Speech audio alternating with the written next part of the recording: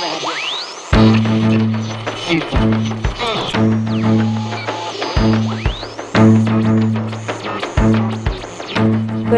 do you think that gold is currently a good investment given what you're saying about the potential for turmoil? Yes. Do you put... Yeah. I mean, economists are usually perfect in equivocating. In this case, I didn't equivocate. Look, remember what we're looking at. Gold is a currency. It is still, by all evidences, the premier currency where no fiat currency, including the dollar, can match it. Chers amis internautes, bonjour. Nous sommes aujourd'hui en compagnie de Pierre Jovanovic. Bonjour Pierre. Bonjour. Donc Pierre, vous êtes journaliste, écrivain, spécialiste notamment de la finance et du monde bancaire. Vous revenez aujourd'hui avec un nouveau livre, après les succès Blightmaster C777 notamment. Ça s'appelle cette fois-ci 666. C'est édité au Jardin des Livres. Alors je vais vous dire tout de suite, c'est un livre que je viens de finir, je l'ai dévoré en quelques jours. C'est une véritable bombe que vous venez de signer. Et on aura l'occasion d'y revenir. Il y a des révélations en pagaille, enfin il y a des trucs, c'est monstrueux, ça dépasse l'entendement. Enfin bref, on va pas tout raconter tout de suite maintenant, on aura le temps de revenir au cours de l'entretien. Tout d'abord, pourquoi ce titre 666? C'est sous-titré La planche à billets américaine qui va amener les banques à leur faillite et déclencher la grande révolte des peuples. J'ai choisi de... On a longtemps réfléchi avec Marie-Hélène Carvarec, qui est mon éditrice, sur le titre, parce qu'on pensait que ça allait faire peur aux gens, oui, 666, le diable, machin, un truc. Et pour ma part, j'explique quand même d'une manière très claire, je l'ai expliqué dans le livre précédent, 777, qui a donné Blightmaster, justement, que 666 est une référence à l'Ancien Testament. Saint Jean, dans son Apocalypse, fait une référence directe aux 666 talents d'or du roi Salomon. C'est le seul endroit dans l'Ancien Testament, donc dans la Bible, où un système financier est décrit. Et il a utilisé cette référence avec une bête à 7 têtes, en posant une question: quelle est la couleur du cheval blanc d'Henri IV, grosso modo. Donc c'est bien pour nous montrer que ce qu'il essaie d'identifier, de nous faire comprendre avec son vocabulaire à lui, que ça touche à l'or. Ça touche à l'or et quelque chose qui a 7 têtes. Alors beaucoup de gens, tous les spécialistes de l'Apocalypse, enfin les pseudo-spécialistes de l'Apocalypse, 666, machin, le diable, non, c'est pas le diable, c'est, il le dit lui-même, ce Jean, c'est le nombre d'un homme, voilà, c'est le roi Salomon, et ça désigne ses lingots d'or, les lingots d'or du roi Salomon, point barre. C'est absolument pas le diable, ni quoi que ce soit, ni la belle-mère de Néron, voilà. Donc toutes les explications de l'Apocalypse précédente, direct poubelle, voilà, terminé. Je précise que mes explications de l'Apocalypse de Jean ont été vérifiées, puisque Benoît XVI a été éjecté du Vatican, comme je l'avais annoncé un an auparavant, en direct à la radio et sur la revue de presse internationale, et dans 777.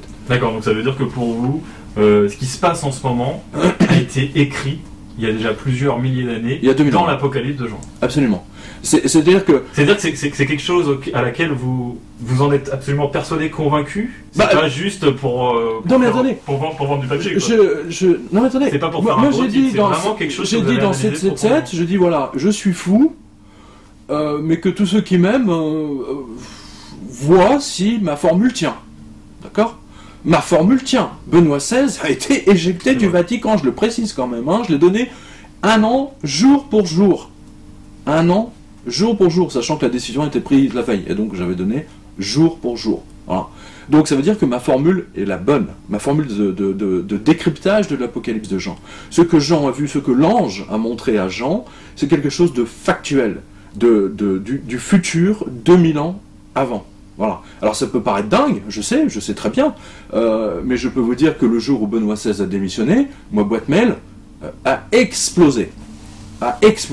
Et tous ceux qui avaient fait des vidéos en disant que j'étais fou, etc., que j'étais un imposteur ou je sais pas quoi, et que je vendais du papier, justement, ils en sont pour leurs frais. Ils en étaient pour leurs frais. Ils auront l'occasion de le vérifier une fois plus dans les années qui viennent. Et sinon, il y a aussi, si vous pouvez expliquer, pour la bête à 7 têtes.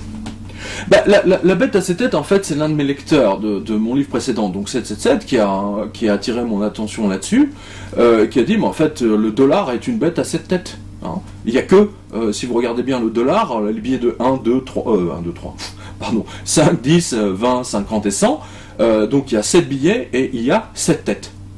Chacune a une tête de président américain. Voilà, vous montrerez, vous ferez un point fixe sur la... Hein, vous montrerez, c'est très intéressant d'ailleurs, c'est très intéressant. Donc on voit bien que de mon point de vue, hein, là ça devient vraiment très intéressant. N'oubliez pas, j'ai écrit un livre il y a 20 ans qui s'appelle Enquête sur l'existence des anges gardiens.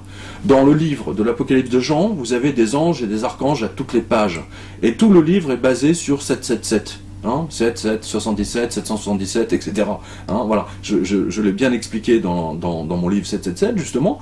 Et j'ai dit que le point fixe de mon analyse de l'Apocalypse des Jean, en disant, voilà, les anges gardiens, hein, au début le texte s'ouvre en disant, le Christ s'adresse aux anges gardiens des 7 églises. Et en fait, j'ai montré que ces anges, en fait, sont les 7 derniers papes. Hein, on va pas revenir dessus, bon, vous pouvez le lire, etc. Et que ce sont les 7 derniers papes, et que si mon analyse est la bonne, Benoît XVI va dégager. Et c'est ce qui s'est passé. Et c'est ce qui s'est passé. C'est ce qu'on a vu. Et donc, sachant que 777 a été publié 3 ans avant, hein. Précisons-le quand même, hein, juste pour la formule. Donc, hein, voilà. Donc qu'on me rende. Non, mais qu'on reconnaisse ça, hein, parce que je sais qu'il y a des gens de mauvaise foi en disant oui, c'est par hasard. Bah oui, bien sûr.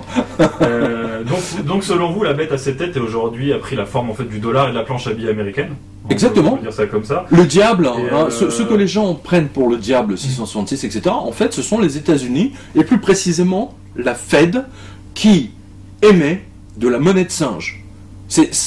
N'oubliez pas, Jean, de son époque, il vivait au bimétallisme. Il ne connaissait que les pièces d'argent, d'or, éventuellement de bronze. Hein, voilà. Donc le papier, il ne savait pas trop ce que c'était. Hein, le papier n'existait pas encore. Hein, et vous dites aussi que Jésus, qui quand même était, selon la Bible, le fils de Dieu qui avait tous les pouvoirs, a refusé, lui, de créer de l'argent ou de l'or ex nihilo.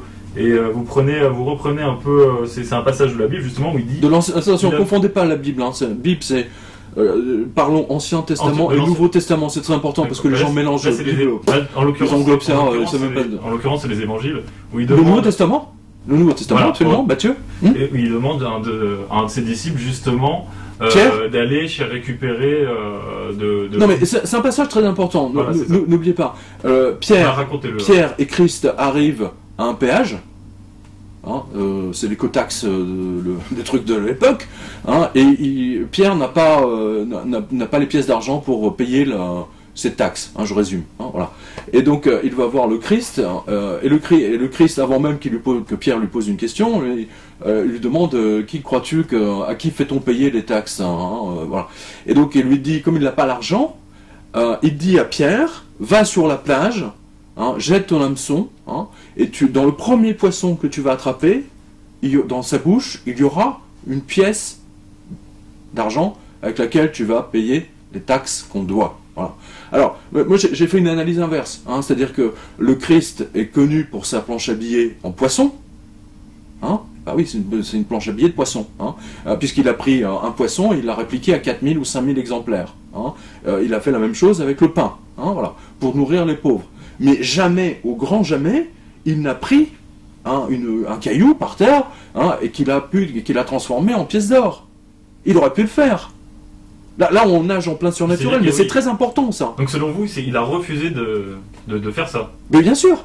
C'est justement ça qui est intéressant. C'est à mettre en corrélation justement avec le fait que Pierre n'avait pas cet argent. Il aurait pu faire, je sais pas, les transformer en 300 pièces d'argent ou d'or, et lui donner. Il dit voilà, tu vas payer toutes les taxes, basta. Le problème était réglé. Et de la même façon, le Christ aurait pu répliquer toutes ces pièces à l'infini pour le donner aux pauvres. Non, parce qu'il parlait tout le temps des pauvres. Ne l'oubliez pas.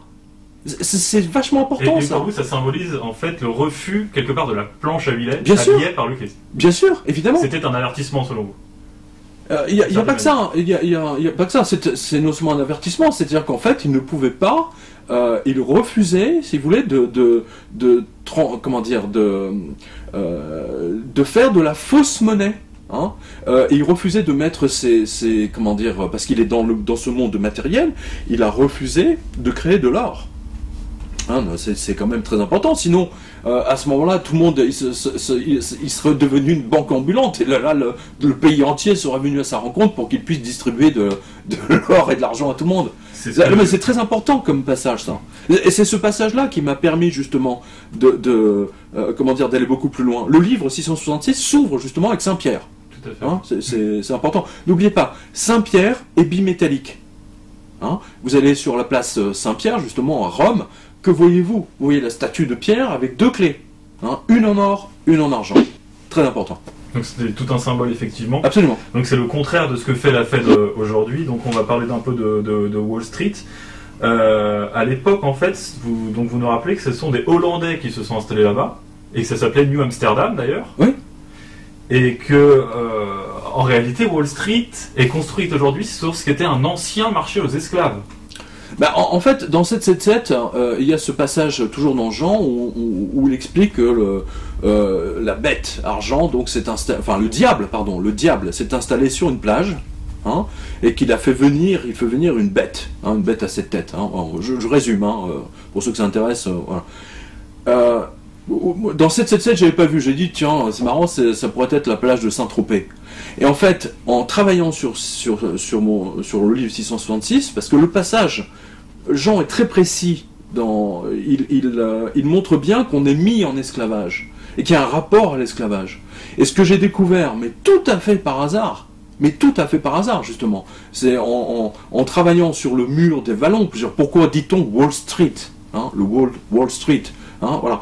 Eh bien, en fait, j'ai découvert que là où il y avait grosso modo les Twin Towers, hein, le centre, le World Trade Center, hein, grosso modo, en fait, initialement, c'était le marché aux esclaves, et que cet endroit est comment dire, porte un champ symbolique très important, comme aujourd'hui. Aujourd'hui, on tourne cette vidéo, on est le 11 novembre, hein, c'est très important symboliquement. Et bien là, c'est toute la douleur de tous ces esclaves qui sont passés sur cette plage de Wall Street, justement, hein, de New York, hein, qui est toujours gravée là. Et Wall Street, c'est gavé là-dessus, c'est construit là-dessus. La racine de Wall Street, c'est l'esclavage. Donc, la mise en esclavage actuelle de l'ensemble de la population mondiale est tout à fait naturelle pour eux. Et ils s'en rendent même pas compte. C'est quand même incroyable. Et effectivement, ils avaient construit notamment un mur de séparation pour se séparer des autres populations des indigènes de l'époque. Oui. Et c'est pour ça que ça s'appelle Wall Street, parce que c'était la rue du mur. À la base, c'était un mur ethnique. Exactement comme aujourd'hui, il y a le mur qui sépare les Palestiniens. En Palestine, effectivement. Voilà, c'est un mur ethnique, précisons-le bien. C'est un mur ethnique. Effectivement, c'est tout un symbole. Il y a plusieurs symboles, hein. Ça va même au-delà des symboles, surtout si vous mettez les Twin Towers dessus. Mais ça, c'est juste une parenthèse. Hein. Oui. Mais ce que je veux dire par là, c'est que ce qui est intéressant d'ailleurs, le World Trade Center, le centre du commerce mondial, s'est effondré. Et ça c'est pas un signe, si vous voulez. Ça annonce ce qui va se passer.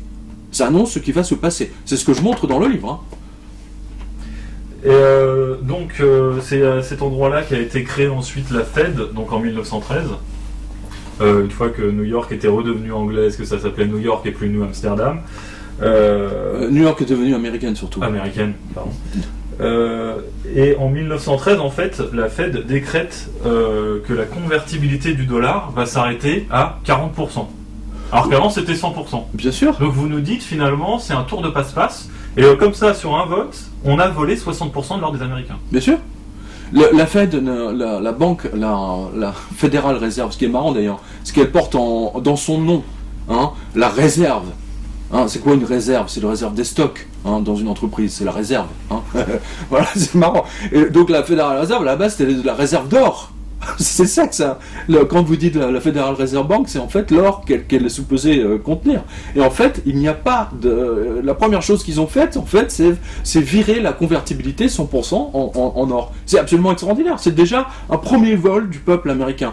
Et ce qui est fascinant, c'est que toute la presse de l'époque américaine, qui est déjà tenue par les banques, hein, grosso modo, hein, voilà, n'en fait pas part. Pour la simple bonne raison, c'est que pour les tensions militaires, etc., en Europe, qu'on va voir.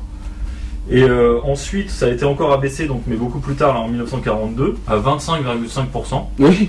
Et finalement, ça a été totalement aboli en 1968. Parce qu'on croit toujours que c'est avec la fin des accords de Bretton Woods qu'ils en sont sortis en 71. 15 août. Mais non, ils ont préparé. De Gaulle l'avait vu venir. Mais en fait, c'était en 68. De Gaulle l'avait vu venir. Jacques Rueff, le conseiller de Gaulle, l'avait vu venir. Absolument. Ils ont mis la convertibilité du dollar à zéro 2 ans avant la sortie. Pour financer la guerre du Vietnam avec la monnaie de singe. C'est exactement ce qu'ils ont fait. Je suis pas le seul. Enfin, c'est surtout De Gaulle qui le disait. Hein. C'est pas avec les fameux accords de Bretton Woods de 71. Mais ils ont déjà violé les accords. 3 ans avant, en fait. Ils ont violé les accords de Bretton Woods sans le dire, sans en informer leurs partenaires. C'est absolument scandaleux. Ce que vous venez de dire, c'est que déjà la Fed commet une immense escroquerie vis-à-vis de ses partenaires économiques et diplomatiques. Hein. Voilà, c'est important, hein, puisque rappelons-le que les accords de Bretton Woods, je le fais très simple, si la France ou l'Espagne a des excédents en dollars, hein, on va dire, je sais pas, 500 millions de dollars, eh bien, ils renvoyaient tous les billets à New York, hein, à la Fed, et la Fed leur renvoyait des lingots d'or en échange sur la base des 35 ou 40 dollars, peu importe, ou les 32 dollars sur lesquels ils s'étaient mis d'accord, hein, je précise, hein, 32 dollars l'once, ou 35 dollars l'once. Et donc, vous nous expliquez, donc je vais lire un passage de votre livre, c'est à partir de 1968, en pleine guerre du Vietnam, en raison des dépenses militaires titanesques, la Fed se retrouva coincée, ne pouvant même pas garder une couverture en or de 25,5% de sa masse de dollars en circulation.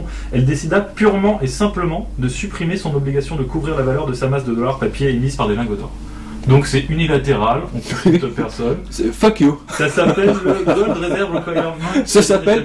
Non, mais ça s'appelle fuck you. Là, je suis vraiment désolé de le dire, mais c'est ce que dit la Fed à tous les autres gouverneurs de banques centrales européens, etc. Et du coup, là, vous citez Richard Duncan qui dit à partir du moment où le dollar n'était plus adossé à l'or, la nature de la monnaie a changé. Bien sûr. Dans les années qui ont suivi, l'impression de la monnaie papier explosa. Entre 68 et 2010, la Fed a multiplié par 20 le nombre de ces dollars papier en circulation en imprimant 886 milliards de dollars en nouveaux billets de la Fédérale Réserve. Le ratio de monnaie or n'était plus qu'à 1%. Ça veut dire que le dollar, techniquement, ne vaut rien aujourd'hui. Ben non, rien. Encore moins qu'à l'époque, c'est clair. C'est encore moins qu'à l'époque. N'oubliez pas, ce livre montre que toute la politique américaine ne repose que sur une seule chose, une seule volonté. Voler l'or de la France, voler l'or de l'Espagne et de l'Italie et de la Suisse, surtout de la Suisse, hein, et de la France. Ce sont les deux pays qui sont dans le collimateur de la CIA. La CIA a un département spécifique pour la finance, hein, à ne pas mélanger avec, vous savez, les films d'espionnage, etc. Voilà, là c'est vraiment de l'espionnage, mais de l'espionnage avec des actions vraiment très très fortes, mais uniquement pour récupérer l'or des pays. Alors effectivement, c'est ce que vous nous dites. En fait, c'était crucial pour les États-Unis finalement, parce qu'eux n'étaient pas les plus gros détenteurs d'or, et on sait que celui qui a l'or peut émettre la monnaie. Bien sûr. C'est ça l'enjeu en fait. Bien sûr. On a grosso modo 2500 ans d'histoire qui reposent intégralement sur une monnaie qui était l'or et accessoirement l'argent. Je prends toujours l'exemple de la République de Venise, 6 siècles, 600 ans. Hein. Regardez Venise, la beauté de Venise, la beauté des palais de Venise, regardez toutes les œuvres d'art. Ça c'est le résultat du Standard Or. La Tour Eiffel, c'est le résultat du Standard Or. Tout le boulevard, tout Paris haussmannien, Florence, Rome, Londres sont les résultats. Dans la beauté, c'est le Standard Or. À partir de 71, effectivement, on est rentré dans la planche à billets pure et dure, hein, où c'est juste le dollar qui repose sur les interventions armées des États-Unis, mais pas sur l'or. Et pour faire avaler ça à tout le monde, donc vous nous dites qu'ils ont sponsorisé toutes les universités pour qu'on enseigne du Keynes et du Friedman. Friedman surtout. Du Friedman, qui eux, justement, nous disent qu'on peut se passer d'or. Ouais, évidemment. C'est pas moi qui l'ai montré, c'est Fekete, le professeur Antal Fekete, entre autres, l'a montré, hein, que toutes les universités dans le monde qui enseignent l'économie ont été sponsorisées directement ou indirectement, hein, pour enseigner les théories de Friedman. hein, en expliquant qu'avec un déficit de 5-3% par an, vous pouvez imprimer de la planche à billets, etc., sans aucun problème.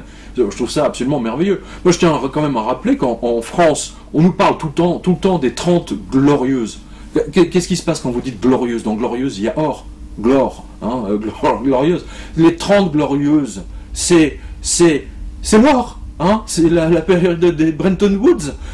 Les 30 glorieuses se sont arrêtées au moment où les États-Unis ont dit fuck you, hein, justement, à tous les autres pays en disant voilà, y a plus, c'est fini, Bretton Woods, on n'échange plus les dollars contre des lingots d'or. Terminé, allez vous faire voir. Hein, c'est votre problème. Hein, selon la célèbre, c'est notre monnaie, mais c'est votre problème. Voilà. C'est pas moi qui l'ai dit. Hein, et à partir de ce moment-là, on est rentré dans une espèce de folie de licenciement. Je m'en souviens très bien, j'avais 12 ans et je revois encore les unes de François. Hein, je revois toute cette... je vois dans la famille les gens qui se plaignaient de l'augmentation radicale des prix. On est parti dans une espèce d'inflation. Mais à l'époque, rappelez-vous, les salaires des Français étaient indexés à l'inflation. Ce qui n'est plus le cas aujourd'hui. Ce qui n'est plus le cas depuis voilà. C'est monsieur Jacques Delors qui a supprimé cet enfoiré. Delors, enfoiré. Quand je pense que dans Delors, il y a de l'or. Non mais c'est vraiment enfoiré de Delors. Du coup, on a dit que l'obsession des États-Unis aujourd'hui, c'est de voler tout simplement tout l'or du monde. Bien sûr. Ça, au moins, c'est clair. Non mais attendez, tout l'or du monde, c'est soyons très précis. Tout l'or du monde, il est où? Il est en Europe, pour des raisons historiques, ça va de soi. Hein, voilà. Il y a l'or du Vatican, hein, il y a l'or de la France, l'or de l'Espagne, du Portugal, et bien entendu des Suisses, et surtout du Liban. Si vous regardez le classement, j'ai fait un classement très intéressant, hein, qui montre que le Liban sont toujours en tête des possesseurs de nombre de grammes par habitant, et je montre bien que la guerre du Liban, en 1973 ou 14, je ne sais plus, en fait, a été volontairement déclenchée par les Américains pour que, parce que la livre libanaise était convertible en or à l'époque, même après que eux aient stoppé, hein, leur conversion du dollar en or, le Liban permettait la conversion. Hein, et ils ont déclenché la fameuse guerre du Liban, ce qui a évidemment mis un terme, hein, à la comment dire, à l'hégémonie financière du Liban dans le Moyen-Orient. Hein, bien entendu, il va de soi la convertibilité de l'or. C'est intéressant. Chaque fois que un pays peut devenir, j'ai un souvenir très précis. Là, je vous donne une confidence qui n'est pas dans le livre. Au quotidien de Paris, où j'ai passé 15 ans ou 17 ans, nous avions un journaliste qui n'est plus de ce monde aujourd'hui, qui s'appelle Jean-Marc Alflèche, hein, qui était le compagnon d'une écrivain français, qui s'appelait Geneviève Dorman.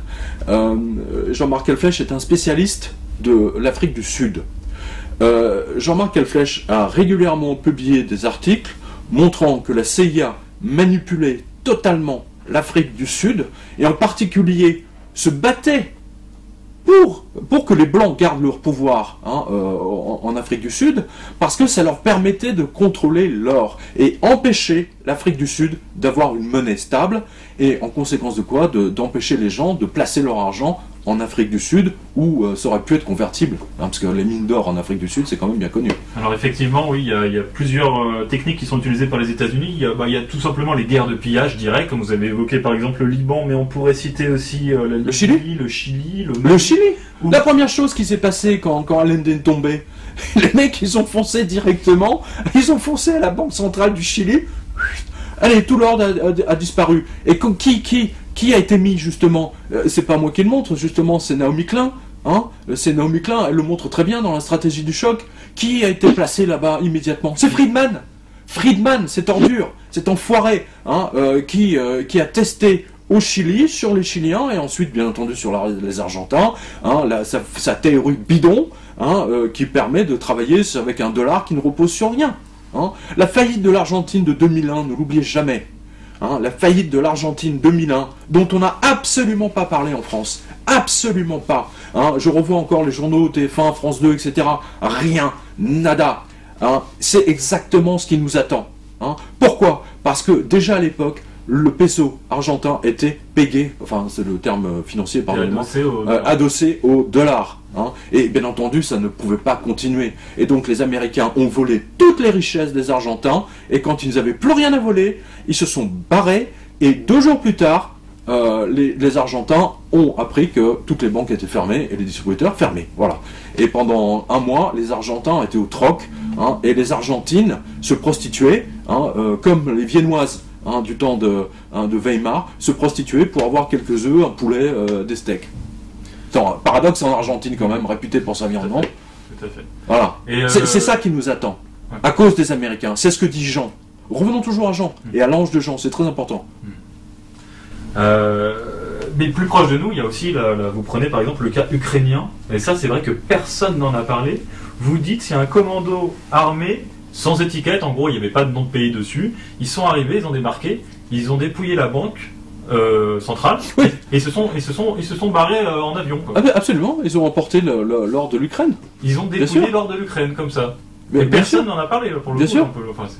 Mais la première chose que les Américains ont fait au Japon, bon à la limite là pour le coup du Japon c'était justifié puisqu'il c'était une agression et que le Japon a perdu, mais ils ont encerclé littéralement la banque du Japon, qui elle-même les Japonais avaient volé l'or des Chinois, donc les Américains ont volé l'or des Japonais. Hein, dans le livre, vous avez, à un moment donné, vous avez un extrait de presse de 1945 ou 46, je ne sais plus, enfin quelle année, où on voit l'explication. Tiens, tout l'or du Japon part aux États-Unis en garantie des prêts qui sont faits au Japon pour sa reconstruction, comme par hasard. Ils ne le reverront jamais, quoi. Ouais, évidemment qu'ils ne le reverront jamais. D'ailleurs, je signale, vous avez dans le livre, je crois que c'est Ferdinand Lips qui rapporte, si ma mémoire est bonne, que le Japon a signé à interdiction d'acheter de l'or tant que les bateaux américains, de l'armée américaine, de la marine américaine, pardon, sillonnent dans les eaux du Pacifique, hein, et dans la mer du Japon. Ouais, donc c'est un peu une mise en esclavage finalement. C'est une mise en esclavage. C'est une mise en esclavage. C'est une des grosses révélations effectivement du livre. Mais vous en avez plein. Vous en avez plein. Il y a aussi autre chose. Il y a aussi une autre technique qui est utilisée par les Américains. Là, c'est le FMI. Vous dites que le FMI, c'est un truc qui a été créé pour voler l'or de tous les pays du monde. Bien sûr. Là, si je vous cite, après l'effondrement peu glorieux, par exemple, là c'est pour l'Union soviétique en 1990. Là c'est Antal Fekete, je cite le professeur Antal Fekete. Exactement. Une des premières choses que le FMI a faites en tant qu'agent du Trésor américain, oui, ce fut de forcer les anciens pays satellites de l'URSS à lui donner leur or en échange de leur adhésion au FMI. Magnifique l'énormité de ce crime. Même dans les pires moments de l'occupation militaire soviétique, ces malheureux pays ont été autorisés à garder leurs réserves d'or. C'est que des... Donc le FMI est un organe qui travaille pour le Trésor américain. Attendez, le FMI, n'oubliez pas, Strauss-Kahn, cet enfoiré, nous a souvent parlé, vous savez comme ces économistes font, ils vous parlent vous savez, avec des acronymes, dans le genre SDR, vous voyez, hein, les SDR. On oublie simplement de dire que les SDR sont déjà la première manipulation des Américains via le FMI, parce que les SDR, si vous voulez, reposent, je le montre dans le livre, reposent sur l'or. Est-ce que c'est ce que vous c'est un or qu'on appelle en français les DTS? Oui, droits de tirage spéciaux. Voilà, mais ça repose sur l'or. Ça repose spécifiquement sur le prix de l'or. Ça fonctionne comment en fait? C'est chaque pays qui apporte de l'or au FMI a le droit de... non, il crée un truc... C'est exactement, c'est l'ancêtre des ETF. Hein, voilà. C'est l'ancêtre du lingot d'or en carton. Ah oui, hein, voilà. Que la banque Rothschild, en fait. voilà, aujourd'hui la banque Rothschild, j'ai des lecteurs qui sont à la banque Rothschild, ils m'ont dit, ils avaient commis l'erreur d'acheter, allô, mon banquier, et puis en plus les mecs ils se la pètent, hein, ils sont à la banque Rothschild, donc ils pensent que achetez-moi de l'or. Donc dans la tête des gens, acheter de l'or, c'est acheter de l'or physique. Et donc ils voyaient bien sur le relevé, ETF, hein, je sais plus lequel. Hein, mais ils n'ont jamais acheté l'or, c'est juste de l'or papier. Vous dites même qu'il y a c'est un artifice comptable. Les DTS sont un artifice comptable c'est un tour de passe-passe. Hein, c'est du bon taux. Ah tiens, l'or il est là. Ah bah tiens, il est plus là. Ah bah tiens, il est là. Ah bah il est ici, il est là-bas. Parier. Voilà, c'est ça les DTS. C'est une escroquerie. Il y a des banques privées aujourd'hui qui louent de l'or aux banques centrales pour ensuite le revendre à plusieurs clients. C'est-à-dire qu'à partir d'un lingot, je peux le vendre à 10 clients. Oui, alors, suivant les spécialistes, j'en ai plusieurs hein, que je cite dans le livre, que j'ai interrogé d'ailleurs à plusieurs reprises depuis 6 ans. Parfois, c'est pour 45 lingots qu'ils ont vendus en papier, ils ont un vrai dans banque. D'autres disent que c'est 90. moi, franchement, je penche plutôt pour 90-100. Hein. Et je donne même le cas d'une banque qui a vendu des lingots d'argent où ils ont, avec le coffre qui allait avec, ils ont jamais ni construit les coffres, ni construit les coffres, ni acheté les lingots. Ils n'avaient même pas le coffre, ils n'avaient même pas l'argent. Voilà, mais ils ont facturé pendant des années les gardiennages des coffres, le coffre et les lingots d'or. C'est de l'escroquerie. Les banques américaines sont une gigantesque et vaste escroquerie qui repose fondamentalement sur une escroquerie qui est le dollar. C'est pour ça. C'est normal, c'est logique. C'est logique. Vous le voyez bien, vous avez plein de documents de la CIA là-dedans. Ah oui, c'est assez documenté, effectivement. Il y a pas mal de documents. Non, mais je veux dire, tout ce que je dis est prouvé. Hein, c'est prouvé par des documents officiels. D'ailleurs, je remercie les archives de la CIA qui m'ont permis justement de mettre des documents. Non, parce que les mecs, c'est génial, quoi. Ils ont, je trouve que le système américain est bien, enfin, le système américain, je parle de démocratique, puisque les archives, passées un certain nombre d'années, sont mises à disposition du public. Enfin, il faut au moins reconnaître ça. Il faut au moins reconnaître ça, hein. Voilà. Donc, et grâce à mon accès aux archives de la CIA, effectivement, j'ai pu sortir tous les documents, vous les traduire, et vous avez lu vous-même les documents de la CIA, vous avez vu vous-même les telex de l'ambassade américaine ici, hein, parce que dans les années 70, tout se passait ici, avenue Gabriel, hein. Avenue Gabriel, oui, j'ai toujours un rapport avec les anges finalement.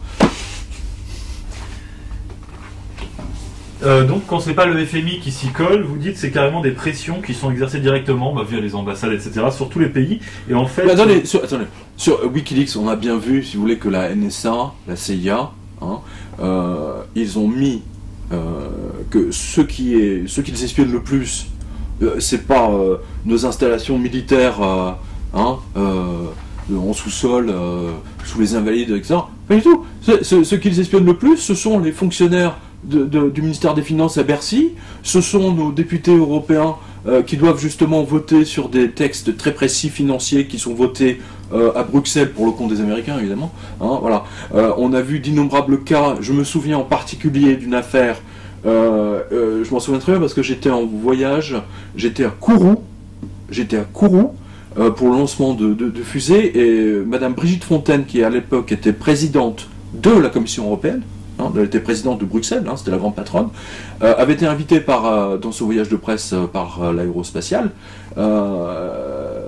et j'ai pu discuter avec elle, et il y a eu un scandale à l'époque. Déjà, la CIA avait posé des micros au sein même du Parlement européen.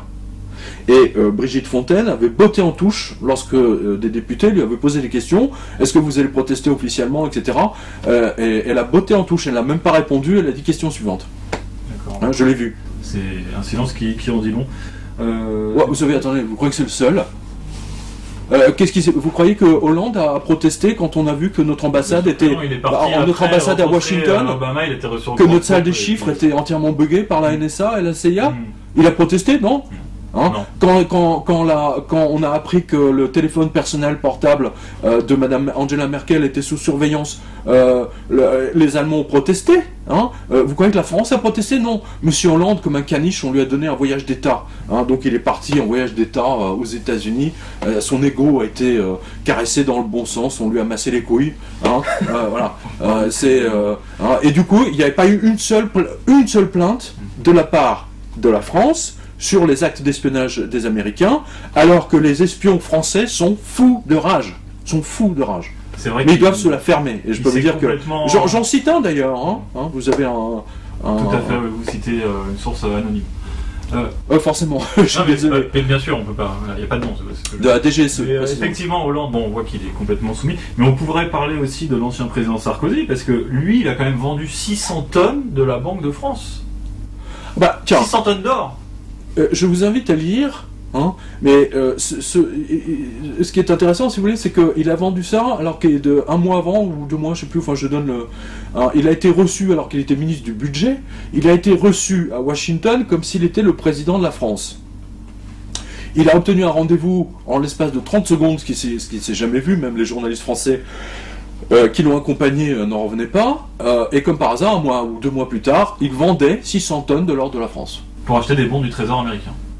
Je sais pas ce qu'il a acheté avec, je suis même pas certain qu'il a acheté. Le trésor américain et un peu de yens aussi, je crois. Oui, enfin bon, voilà, mais toujours est-il, si vous voulez, il aurait pu acheter des tickets de pressing ou Voilà, c'était quand même directement pour soutenir le dollar. Voilà, le but du jeu, quand on vend, si vous voulez, l'or, c'est fondamentalement pour soutenir, pour empêcher l'or de monter, puisque chaque montée des cours de l'or indique une faillite du dollar, qui n'est ni plus ni moins qu'une monnaie de singe. Je le rappelle, c'est très important, c'est de la monnaie de singe. Et c'est ça que j'en vois. Je reviens toujours au 666 de Saint Jean. Saint Jean nous dit, on va vers une catastrophe, une apocalypse. Et c'est pas le seul, hein. La Vierge nous dit la même chose également. Vous avez ça dans un chapitre à la fin du livre. Hein. Il y a plusieurs, comment dire, c'est même pas des prophéties, hein, c'est du factuel. Hein. On va vers l'explosion, vers une catastrophe de nature biblique, mais monétaire. C'est-à-dire que du jour au lendemain, plus un distributeur ne fonctionnera. L'explosion du Wall Street du 29 septembre 2008, fête des anges, hein, et des archanges, n'oubliez pas, était juste un hors-d'œuvre, à côté de ce qui va se passer. Alors effectivement, ça on aura l'occasion d'y revoir, c'est la dernière partie de l'entraînement. Mais je voudrais juste revenir d'abord sur la soumission des élites européennes, parce que c'est quand même un gros dossier. Donc Sarkozy, mais en Angleterre, ils ont eu Gordon Brown qui a fait la même chose. Bien sûr. Je précise, puisque vous en parlez, je précise. Là, je vous invite à mettre le trailer, comme on dit, du film de Polanski, The Ghostwriter. Who is this Makar? Should I have heard of him? Yeah, he was some kind of aide to Lang when he was prime minister. It was the book that killed him. Well, that's encouraging. Hello? Who are you? I'm your ghost.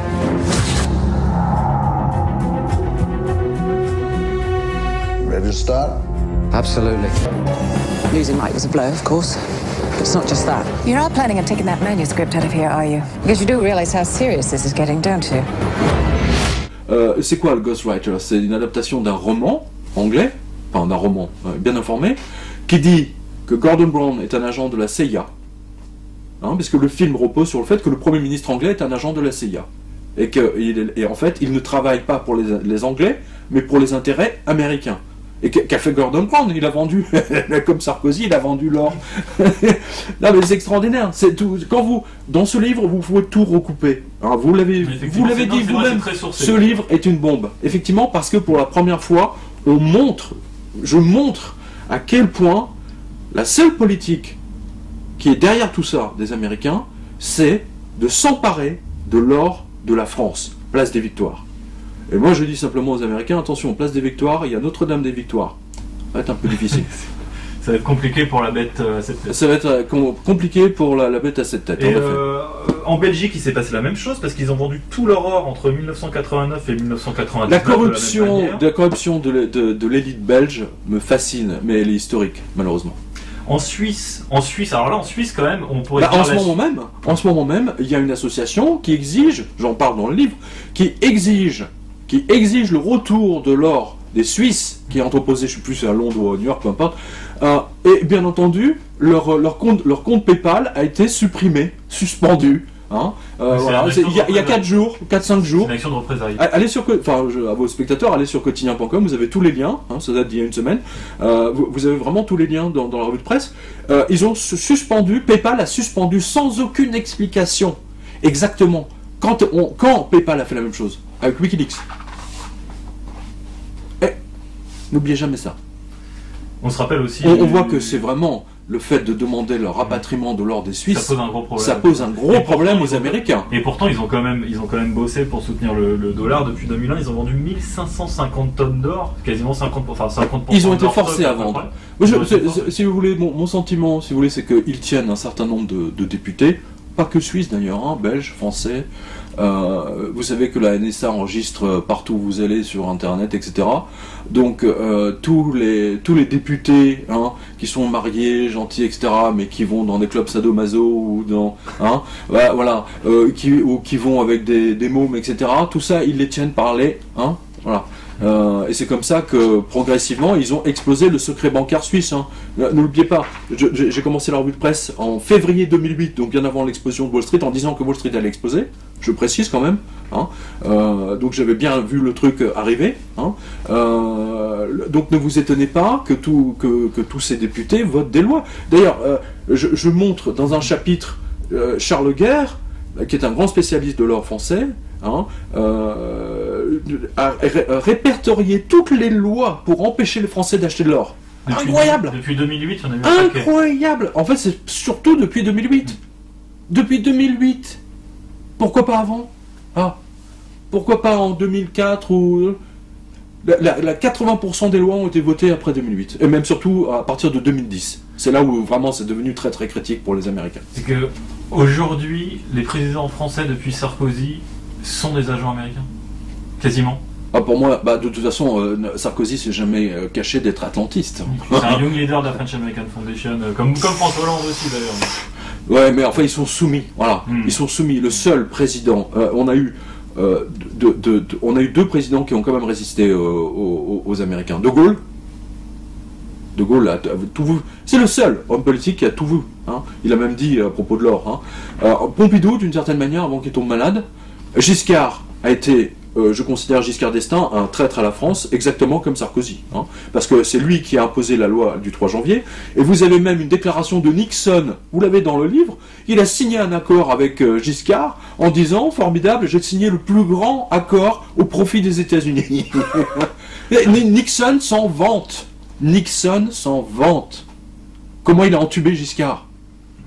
Et tous ses conseillers, hein, dont Jacques de la Rosière, etc. Hein, voilà. Ça veut dire qu'aujourd'hui, Nicolas Sarkozy comme François Hollande sont des traîtres à la nation.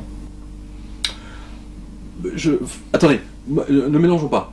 Pour moi, Giscard d'Estaing et Sarkozy, oui, sont des traîtres à la nation. Ils ont vendu, Giscard d'Estaing a vendu, nous a endettés auprès des banques privées. C'est la fameuse loi du 3 janvier, hein, c'est le livre de Pierre-Yves Rougeron, vous le savez. Sarkozy, lui, il aurait pu vendre la Joconde, c'était pareil. Ce serait intéressant d'ailleurs de voir quel est le prix de la Joconde aujourd'hui. Je pense qu'on pourrait le mettre à 1 milliard. Bon, on n'est pas loin. Si la France devait vendre, et je pense qu'on va y arriver un jour ou l'autre, hein, je vous signale, que fait la France en mettant le Louvre à Abu Dhabi ou je sais plus au Qatar? Que fait la France sinon vendre tous nos toiles, etc. Vous pensez vraiment qu'on va revoir les toiles qui sont exposées là-bas? Vous pensez vraiment qu'elles vont nous revenir? Effectivement, on peut se poser la question. Non, parce que pour qu'elles reviennent, il faut qu'ils ferment le musée, quoi. Vous pensez vraiment qu'ils ont tout investi dans le musée pour le fermer à un moment donné quand la France va réclamer le retour des toiles? Ils sont en train de vendre l'État petit bout par petit bout, quoi, finalement. Ils sont en train de vendre la France, mais ça, vous le voyez depuis 2008. Ouais, on voit tous les jours, effectivement. Mais il n'y a pas que la France qui a des difficultés. Vous prenez l'exemple du Canada, notamment. Et là, c'est quand même hallucinant ce que vous... Je vais lire un passage. Alors, ne donnez pas tout, hein. Ne dévoilez pas tout le livre, là. Sinon, là... Non, mais bon, il n'y a pas que ça, mais c'est vrai que c'est important. Ce que j'ai découvert en étudiant l'histoire de la banque et monnaie canadienne est si effroyable que j'en ai interrompu l'écriture de ce livre pendant quelques jours. J'étais écœuré. Juste pour reprendre mes esprits. Oui, j'étais écœuré. Alors, j'étais écœuré. Je comprends même pas comment les Canadiens se sont fait entuber à ce moment-là. Alors, on va pas révéler parce qu'effectivement. Non, mais c'est incroyable. Non, mais c'est extraordinaire ce qui s'est passé avec le Canada. Voilà. C'est ce qu'on peut dire. Parmi d'autres, il n'y a pas que le Canada. Hein. Le Mexique, le Japon. Alors, le Japon, vous dites que c'est les geishas des États-Unis, on l'a déjà évoqué tout à l'heure. Mais il y a le truc.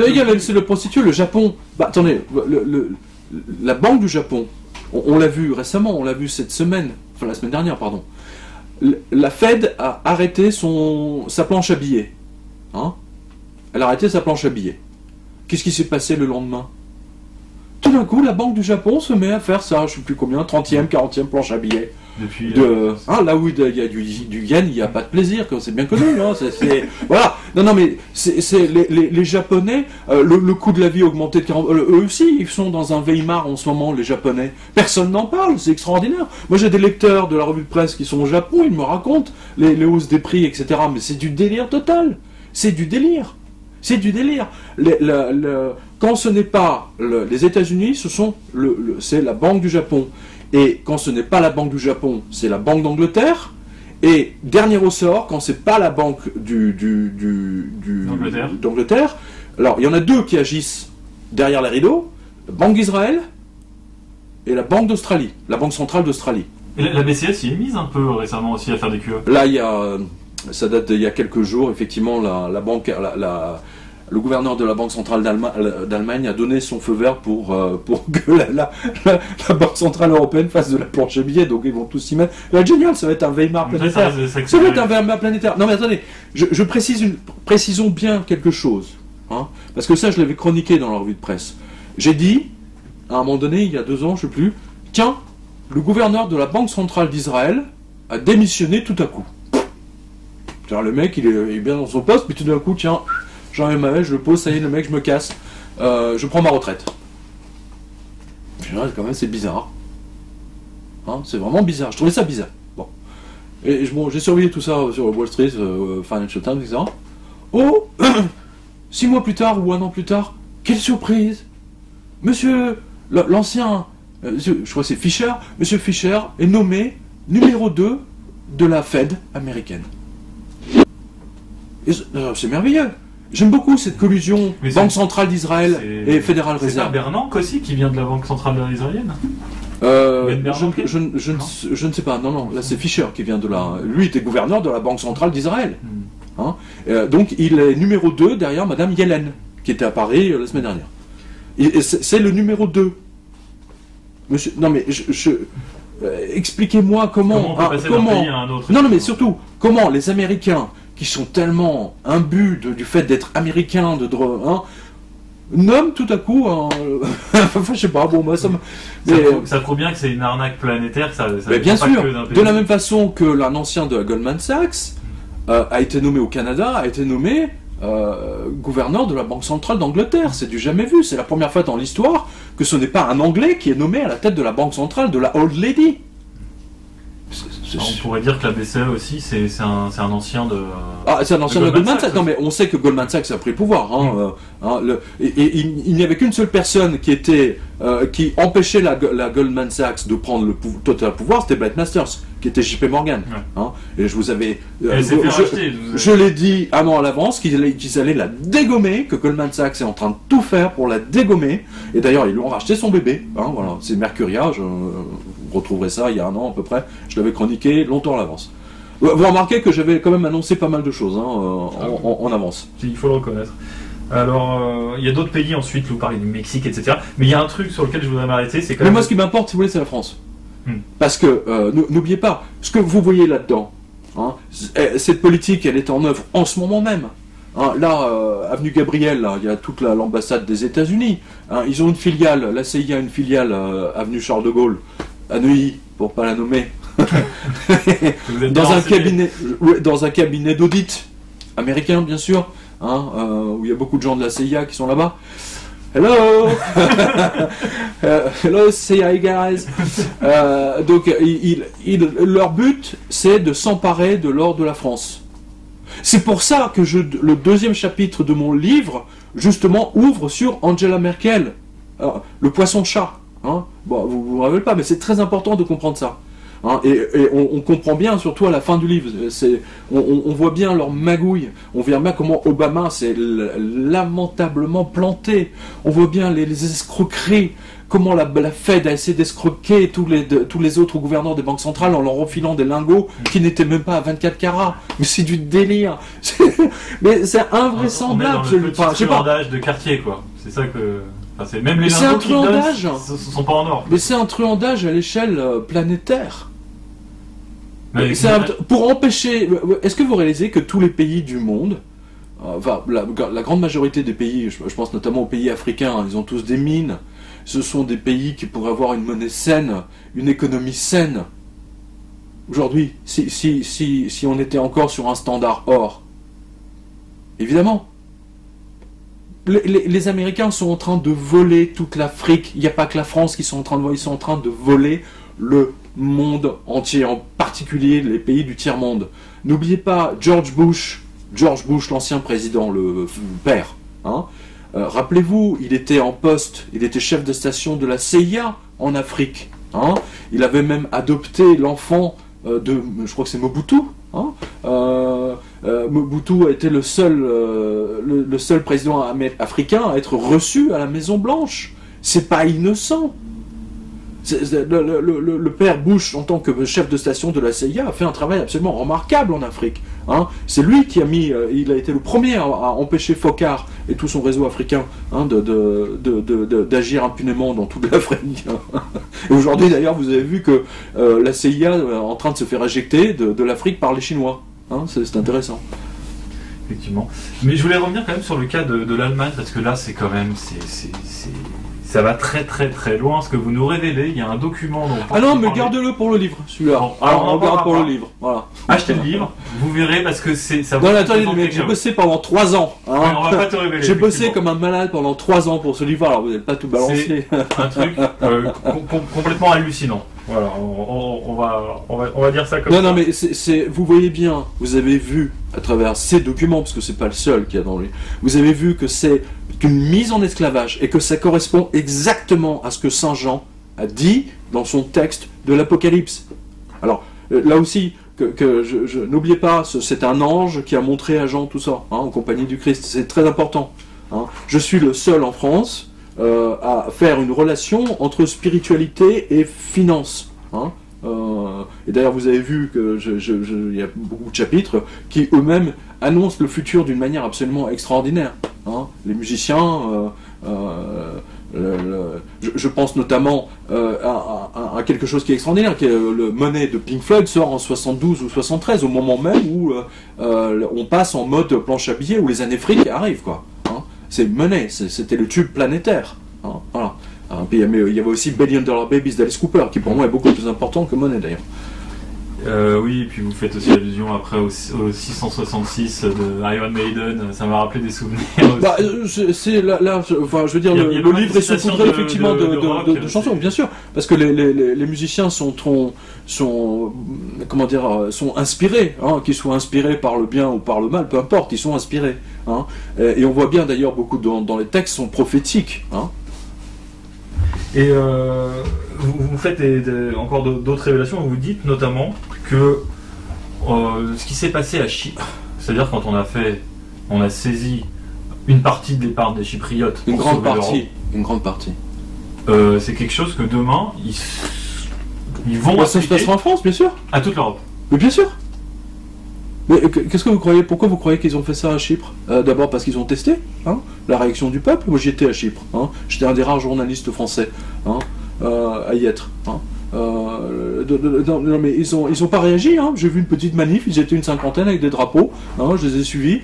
Hein, mais les Chypriotes se sont fait braquer l'intégralité de leur économie. J'ai discuté avec des chefs d'entreprise chypriotes, tout leur argent a disparu. Hein. Non mais il faut quand même se rendre compte, tout ce qu'ils avaient mis de côté, même tout a été pris. Hein. Et n'oubliez jamais ça. N'oubliez jamais ça. Ça a été fait surtout. Pourquoi Chypre? Pourquoi pas la Grèce ou pourquoi pas l'Autriche par exemple, hein, ou le Portugal, hein, ou l'Espagne ou l'Italie? Parce que Chypre abritait beaucoup d'argent russe. Hein. Alors on nous dit, oui, comme j'ai vu un crétin de BFM Echo là, qui disait oui, Chypre n'est pas dans l'Europe. Mais non, bien sûr, comme dit Delamarche, c'est des sauvages. Hein, c'est une tribu amazonienne de réducteurs de dettes. Hein. Vous entendez, c'est arrivé là-bas, mais ça arrivera jamais. Non, mais bien sûr. Non, mais il dit surtout, n'oubliez pas, c'était fait pour voler l'argent des oligarques russes, entre autres. Hein, et que là, ils ont voté une loi pour permettre de voler les propriétés immobilières des Chypriotes. Comme ils ont voté, c'est le cas de le dire, ils ont voté une loi en Grèce, à Athènes, pour accélérer la saisie immobilière des gens qui ne peuvent pas payer leurs impôts locatifs. Hein. C'est-à-dire, c'est simple, vous êtes propriétaire de votre studio, 2 pièces ou petite maison, hein. D'habitude vous payez 1 000 € par an d'impôts locaux, et puis, ou immobilier, puis d'un seul coup on vous le met à 3 000. Vous ne pouvez pas payer, ah ben monsieur, tiens, vous ne pouvez pas payer, bon, on vous la prend. Voilà, c'est la technique. C'est ce qu'ils vont faire. C'est ce qu'ils vont faire, c'est ce qui se passe déjà en France. Vous avez vu à quel point les impôts augmentaient dans tous les sens? C'est ce qu'ils font, il y a plein de gens qui ne peuvent pas payer, ils vont être saisis là. Et vous dites, mi-février 2014, Reuters a révélé que les experts de la Banque Centrale Européenne ont commencé à travailler sur des plans pour saisir toute l'épargne des 500 millions d'Européens. Oui. Ah oui, c'est Reuters, hein. Et c'est Reuters qui dit ça, quoi. Mais vous ne l'avez vu nulle part. Bah non, c'est pour ça que j'étais très étonné. Vous ne l'avez pas vu à la une du Figaro, de la Tribune, des Échos, de la une de l'ouverture du journal de TF1, du 20h de France 2. Vous l'avez pas vu ça? Non. Pourquoi? Parce que c'est important que les Français ne comprennent rien à l'économie, c'est volontaire. Hein. Tous ces cours d'économie bidons, hein, c'est fait pour les embrouiller, pour embrouiller le monde entier. Hein, parce que quand une monnaie repose sur l'or, bah, tout le monde sait compter. Hein. Là, c'est comme par hasard. Là, c'est pas besoin d'économie, là. Hein. Pas besoin d'économistes. Et du coup, vous nous dites que tout ça va très très très mal finir, comme à chaque fois avec la planche. C'est pas moi qui le dis, mais je le dis aussi. C'est d'abord Saint Jean qui le dit. Hein. Il nous le montre.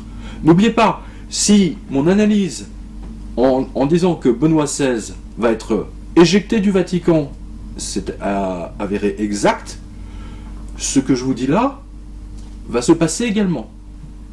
Un truc apocalyptique. Apocalyptique dans le sens monétaire. Du jour au lendemain, plus un distributeur ne va fonctionner. Les banques seront fermées.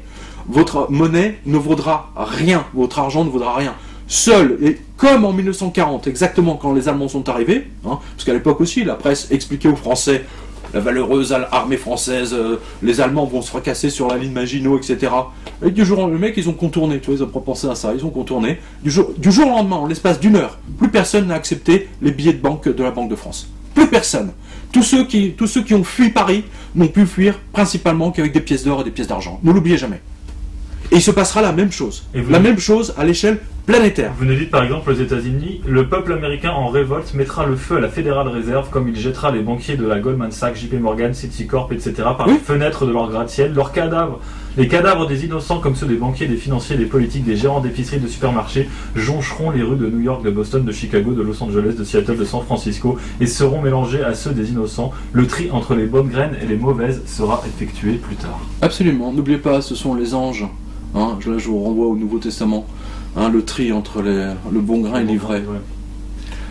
Donc ça veut dire qu'on va vers une révolution dans tous les pays. Vous dites quand même, certains pays s'en sortiront mieux, le tiers-monde et les ex-pays du bloc soviétique. Bah oui. Pourquoi? Bah ils ont l'habitude, si vous voulez, du fascisme, hein, et de vivre avec rien. C'est tout. Ah c'est tout. Ils sont entraînés, voilà. Ils sont entraînés. Bah oui. Bah oui. C'est malheureux à dire, mais oui, c'est vrai. Donc ça veut dire qu'aujourd'hui c'est un tableau très, très noir que vous nous dressez, enfin que dresse Saint-Jean que vous reprenez. Qu'est-ce qu'il n'y a pas des solutions quand même pour pouvoir s'en sortir? Qu'est-ce que vous pensez? Aujourd'hui, non, attendez, je vous arrête tout de suite là. Aujourd'hui, il n'y a pas de solution. Par exemple, on voit qu'il y a des choses quand même qui se passent. Non mais attendez, aujourd'hui ce soir on revient du jour au lendemain au Standard Or. Donc il y a quand même. Mais il y a un déséquilibre. Alors. Non mais attendez, il y a un déséquilibre. Les Américains émettent de la planche à billets depuis 1971. Je vous rappelle que la France, elle, surtout en ce moment, paye avec du solide, paye avec les murs, avec nos hôtels particuliers, nos châteaux. Les Grecs payent avec leurs plages, etc., etc. Et eux nous achètent avec la planche à billets, donc il y a un déséquilibre. Moi je dis simplement, pour qu'il y ait une chance de s'en sortir, on arrête tout, à un moment donné, on arrête. On dit aux Américains, votre dette, vous la prenez, vous la mettez où je pense, parce que c'est du PQ, par définition, c'est de la planche à billets, bah oui. Donc, et on remet les compteurs à zéro. Et vous reprenez tout ce que BlackRock, tout ce que les banques américaines ont acheté, par exemple 10% de TF1 par JP Morgan, etc., c'est fini, ils sont éjectés. Mais ça, c'est impossible aujourd'hui, vous pensez bien. C'est impossible. Donc, la révolution, cette révolution monétaire se fera malheureusement dans la douleur. Donc ça passera par le sang. Ça passera par le sang, absolument. Ça passera par le sang.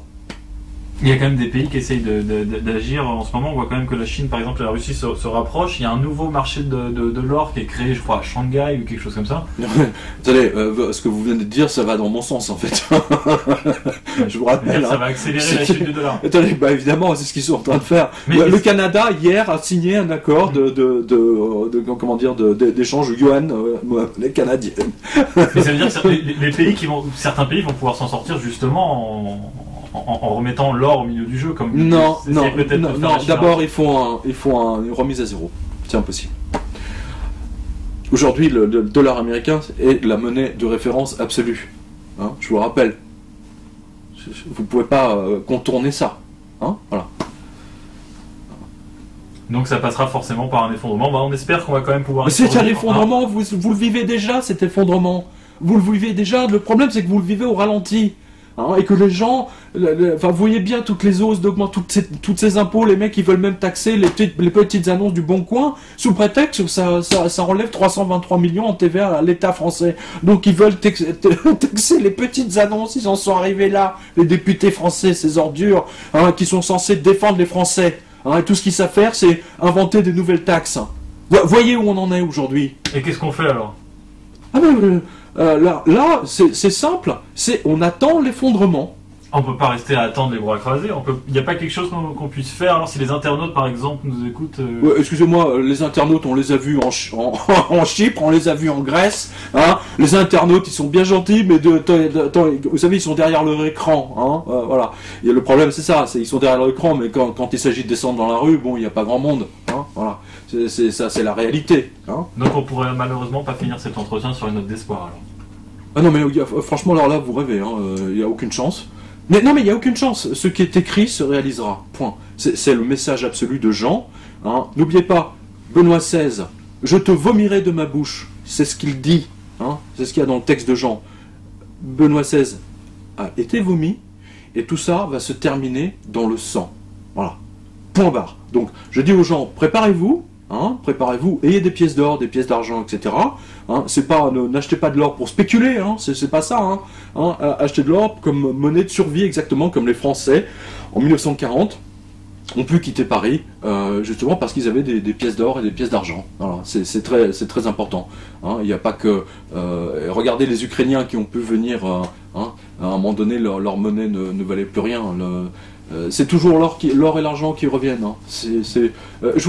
Juste pour conclure cet entretien, je vous rappelle quand même que John Law, hein, sous Louis XV, hein, lui aussi a essayé d'interdire, comme la Fed a interdit aux Français d'acheter de l'or et de l'argent. Rappelez-vous comment ça s'est terminé, par l'explosion totale. John Law obligé de se déguiser en travelot pour fuir Paris. Hein, voilà. Ah, donc, puisqu'on est dans les femmes, les hommes qui se transforment en femmes, etc., bah oui, John Law, c'est une très bonne conclusion, surtout avec, avec ce qui se passe en ce moment, vous voyez, avec la théorie du genre. Effectivement. Bah écoutez, en tout cas, on espère qu'on va pouvoir survivre pour avoir le plaisir de lire votre prochain ouvrage.